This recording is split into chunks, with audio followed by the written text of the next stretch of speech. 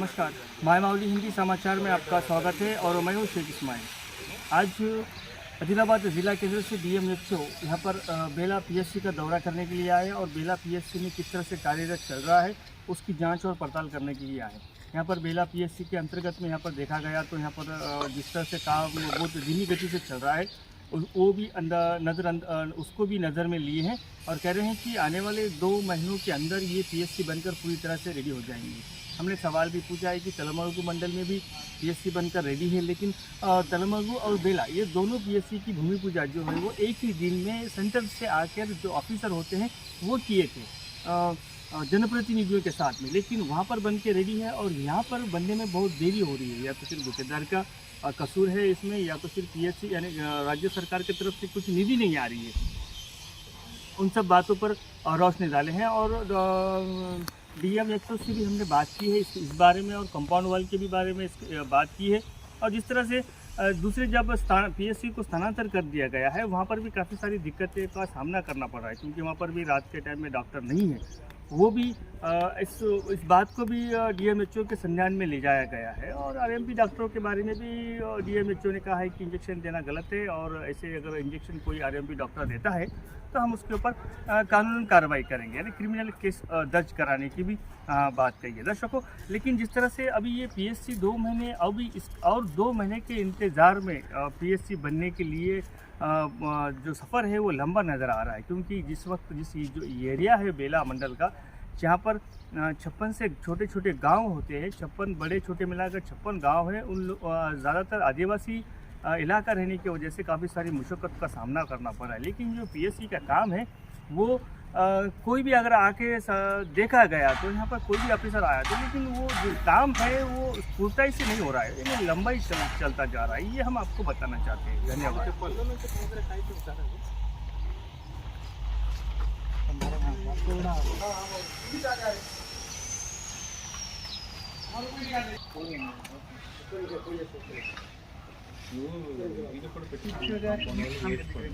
లేదంటే అది దాని తర్వాత డిస్మెటల్ చేపిస్తారు. ఎప్పుడైతే గలీజ్ అట్టే ఉంటుంది. అది ఒకప్పుడు సార్ అక్కడ ఓటీ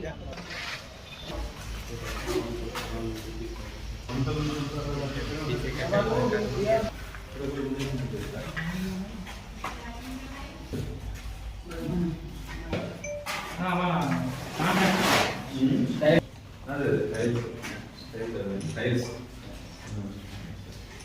మీరు రోజులు పడుతుంది మీకు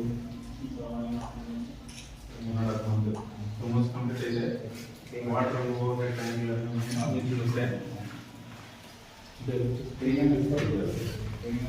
పేమెంట్ డ్యూ ఉందా? ఇది 15th అయినా సార్ మనకి 15th అయినా డబ్బులు ఆగవు మీకు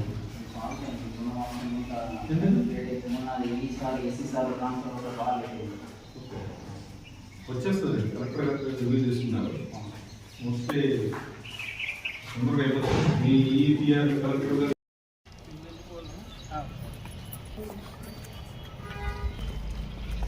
ఎప్పుడైనా కూడా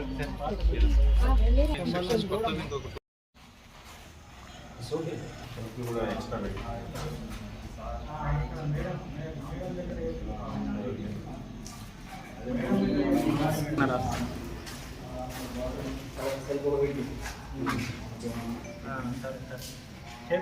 కబోర్డు మళ్ళీ సెపరేట్గా కావాలి. ఇప్పుడు కన్స్ట్రక్షన్ అయిపోతుంది. కబోర్డ్స్ వస్తాయి ఎప్పుడు ఉన్నాయి. ప్రాబ్లం లేదు. మోటార్ తక్కువ చేసినారు. ఒక ఇంటి వాడు కూడా అవుతుంది, పిఎస్సి వాడు అవుతుంది. ఇది ఇక్కడ ఏమొస్తుంది?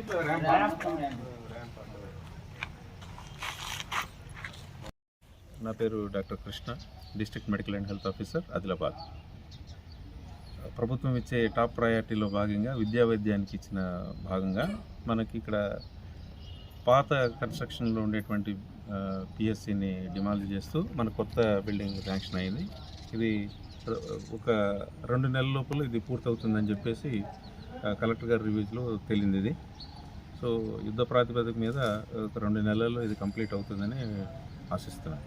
सर इसके पहले जो तलमड़गु मंडल और बेला मंडल दोनों का भी सैंक्शन एक साथ ही हुआ था, यानी रिबिन उसी वक्त भूमि पूजा हुई थी, लेकिन तलमड़गु मंडल में बन के तैयार है, बेला मंडल में फिर पीछे क्यों? అడ్మినిస్ట్రేషన్ డిలేస్ या तो फिर गुत्तेदार को क्या फिर बिल वगैरह नहीं आया, फिर इसलिए गुत्तेदार भी लेट कर रहे हैं, इसके ऊपर क्या? అట్లేం ఉండదు. అది ఒక ఫేజ్డ్ మేనర్లో ఏమన్నా రిలీజ్ అవుతూ ఉంటాయి. అవి అందరూ ఒకేసారి మన దగ్గర డబ్బులు ఉంటే కూడా కట్టలేం కదా.